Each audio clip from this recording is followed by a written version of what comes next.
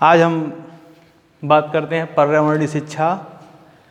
शिक्षा शास्त्र के अंतर्गत आने वाले जो पेपर्स हैं उसमें आता है पर्यावरणीय शिक्षा। ये बीएड, एमएड और शिक्षा शास्त्र से संबंधित विभिन्न कक्षाओं के लिए इसकी अनिवार्यता होती है।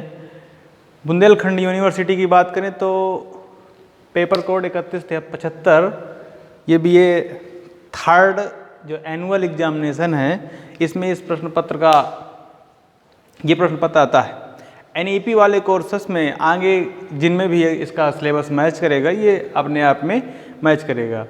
इसके पहले के जो वीडियो हैं इस टॉपिक को पूरा करने के लिए जो पहले वीडियो उपलब्ध हैं इसी नीचे वीडियो लिस्ट में जो ईवीएस से संबंधित हैं उनको पूरा करने के बाद आप जो सिलेबस है इसको पूरा कर सकते हैं। तो हम बात करें इसकी अवधारणा की तो जो पर्यावरणीय शिक्षा है, क्योंकि पर्यावरण की अवधारणा और पर्यावरणीय शिक्षा इन दोनों का कंसेप्ट अलग अलग। पर्यावरणीय शिक्षा की जो अवधारणा है इसकी शुरुआत वैज्ञानिक विचारधारा से हुई है। पर्यावरण की गुणवत्ता कैसे बढ़ाई जाए, पर्यावरण के प्रति जागरूकता कैसे बढ़ाई जाए, इसके लिए पर्यावरणीय शिक्षा को पाठ्यक्रम में सम्मिलित किया गया है।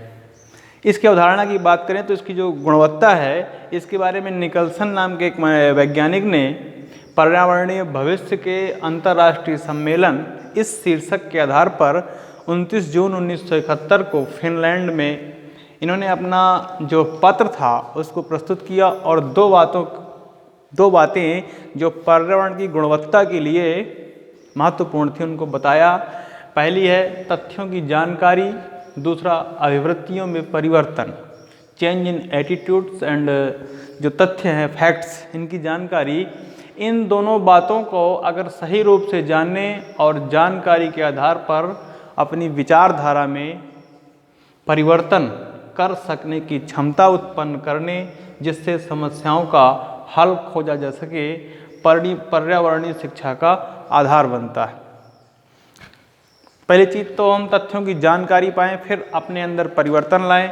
अगर ऐसा हम करने में सक्षम हो पा रहे हैं तो पर्यावरणीय शिक्षा का आधार यही है। इसी के आधार पर पर्यावरणीय शिक्षा लोगों में जागरूकता पैदा करने का कार्य करेगी। अब हम बात करते हैं इसके अर्थ की। अब हम बात करते हैं पर्यावरणीय शिक्षा के अर्थ की। पर्यावरणीय शिक्षा के अगर अर्थ की बात करें तो ये दो शब्दों से मिलकर बना है, पहला पर्यावरण और दूसरा शिक्षा। पर्यावरण की बात करें तो हमारे चारों तरफ का जो आवरण है, जैविक और अजैविक समस्त पदार्थ जो घिरे हुए हैं, ये पूरा आवरण बना हुआ है, इसे हम अपना पर्यावरण कहते हैं। शिक्षा का अर्थ है सीखना या जानना।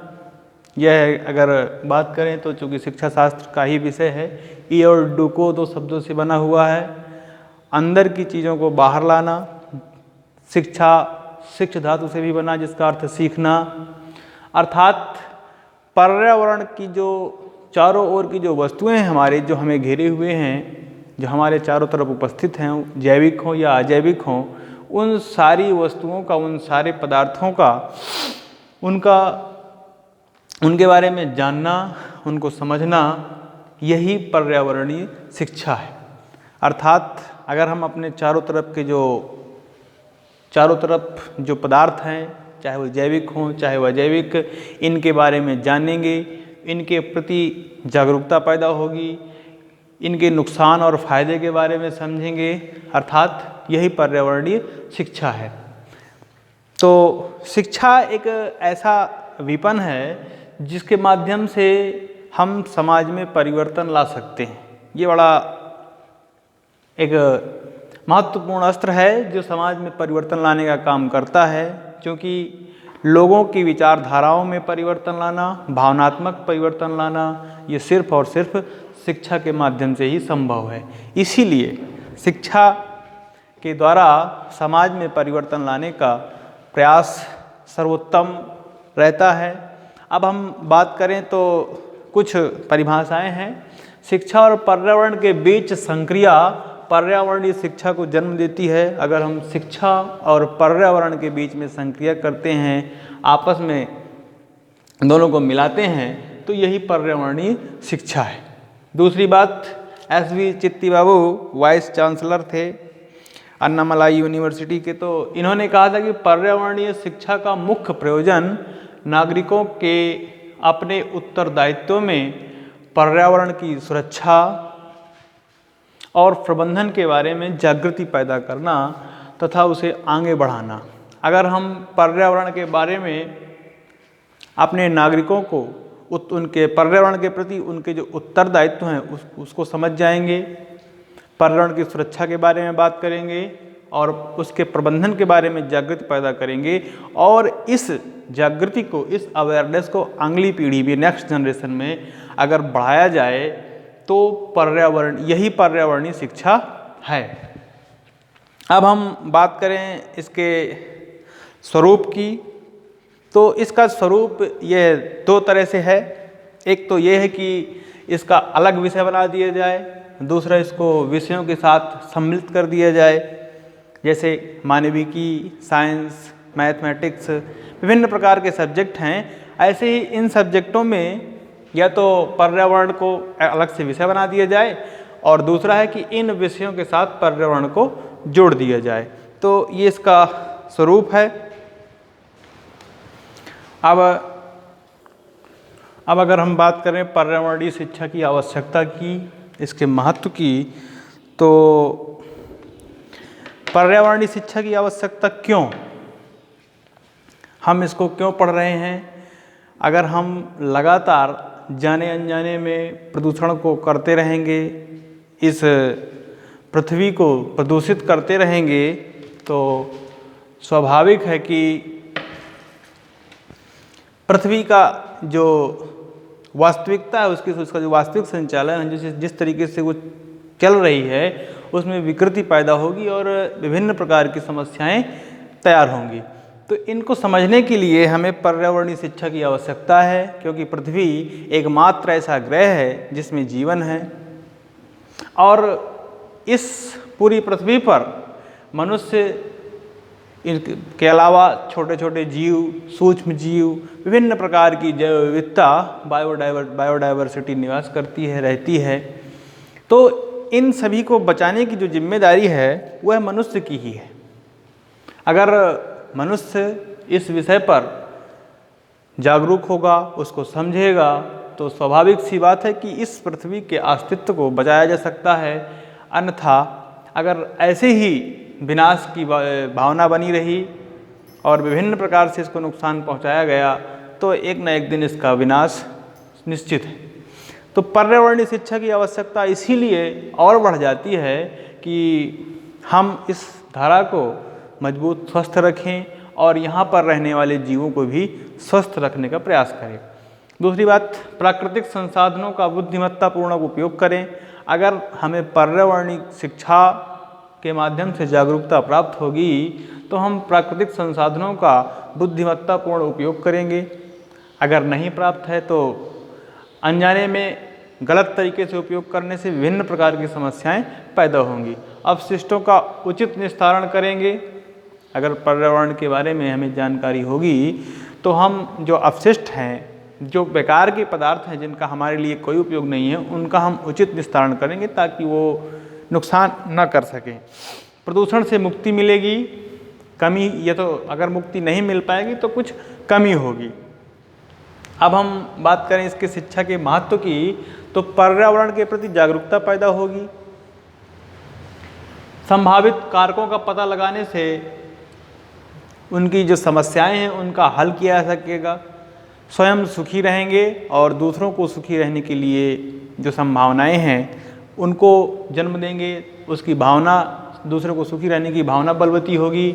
और जो सस्टेनेबल डेवलपमेंट है, सतत विकास की जो भावना है, भावी पीढ़ी के लिए जो रिसोर्सेस हैं इनका उपयोग बचा रहे, सारा उपयोग हम ही न करें, इसलिए जो भावी पीढ़ी है वो भी इन रिसोर्सेस का उपयोग कर सके, ऐसी भावना पर्यावरणीय शिक्षा के माध्यम से ही संभव है। अब हम इसके पाठ्यक्रम की बात करें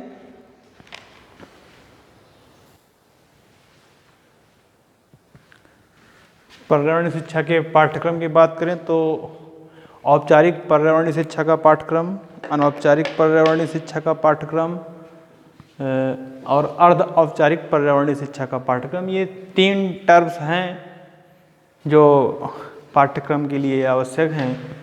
ये इनके आधार पर हम डिवाइड कर सकते हैं। तो पहला औपचारिक के अंतर्गत ऐसे जो सीधे सीधे शिक्षा से जुड़े हुए हैं, जैसे उच्च प्राथमिक स्तर, उच्च प्राथमिक स्तर, माध्यमिक और विश्वविद्यालय, इन स्तर के जो छात्र छात्राएं हैं इनके लिए।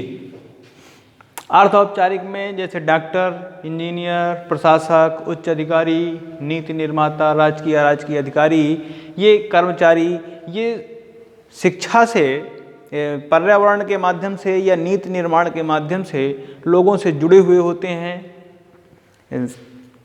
तो ये नीति निर्माण करते हैं, इसलिए इनको भी पर्यावरण की जानकारी हो, तो इनके लिए भी पर्यावरणीय शिक्षा के बारे में इनको भी प्रशिक्षित किया जाए, ताकि ये जो नीति निर्माण करें उनसे पर्यावरण का फायदा हो सके।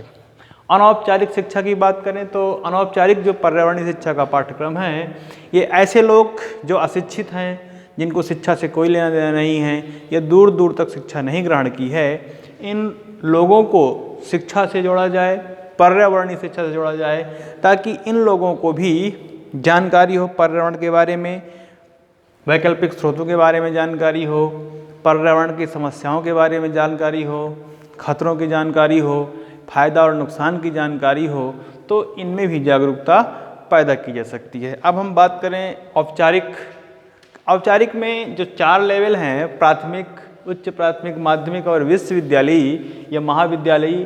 तो प्राथमिक स्तर पर जो बालक होता है वो देखने में रुचि लेता है, उसके लिए ऐसा पाठ्यक्रम हो जिसमें उसको देखा जाए, विभिन्न प्रकार के चीज़ें दिखाई जाएं, जैसे पानी, वायु, जल, भोजन, स्वास्थ्य, इसके बारे में दिखाया जाए। उच्च प्राथमिक स्तर के बालकों को थोड़ा सा स्टैंडर्ड होता है, तो उसको प्रदर्शनी के माध्यम से दिखाया जाए, उनके बारे में चलचित्र के माध्यम से दिखाया जाए, या फिर उसका एक मॉडल से दिखाया जाए, ताकि वो बच्चे इन समस्याओं को समझ सकें। माध्यमिक स्तर की बात करें तो थोड़ा सा इस लेवल पे अंडरस्टैंडिंग्स, इस जो समझ है वो थोड़ा सा विकसित होती है। तो यहाँ पर बालक को मूल्य परक जो शिक्षा है इसको दिखाया जाए, जैसे भूमि क्षरण क्या होता है, पर्यावरणीय समस्याएं क्या हैं, इनसे नुकसान क्या है, इनसे फ़ायदा क्या है, हम किस प्रकार से बचा सकते हैं। ये माध्यमिक स्तर के बालकों को शिक्षा के पर्यावरणीय शिक्षा का पाठ्यक्रम ऐसा हो। और विश्वविद्यालय स्तर पर चूँकि ये जो लेवल है ये मूल्यांकन का लेवल है, एनालिसिस का लेवल है, तो यहाँ पर जो बालक है वह पर्यावरणीय शिक्षा से क्या फ़ायदा है, अगर हम नुकसान करते हैं तो इससे नुकसान हमें क्या होगा, हमारे नुकसान का हम किस प्रकार से संश्लेषण करें कि हमें उसका नुकसान ना हो, फायदा पे हम कैसे जाएं, पर्यावरण को बचाएं कैसे। इन तथ्यों के आधार पर, क्योंकि समझ का लेवल एक्सपेंड होता है, मूल्यांकन की स्थिति आती है, तो यहाँ पर बालक को पर्यावरण की इस प्रकार से शिक्षा दी जाए। ये तो पर्यावरणीय शिक्षा का पाठ्यक्रम था, इसकी आवश्यकता और महत्व ये अपने आप में उतना ही महत्वपूर्ण है जितना कि व्यक्ति को जीवन जीने के लिए प्राणवायु की आवश्यकता होती है। अगर हम पर्यावरण को प्रदूषित करेंगे तो स्वाभाविक है कि हम सब अपने अस्तित्व को धीरे धीरे खो देंगे। अब हम अगले वीडियोज में हम आगे की कक्षाओं की बात करते हैं। आप लोग जो भी B.Ed, M.Ed या शिक्षा के क्षेत्र से जुड़े हुए हैं, इन कक्षाओं को अपने मित्रों तक फॉरवर्ड कर सकते हैं। धन्यवाद।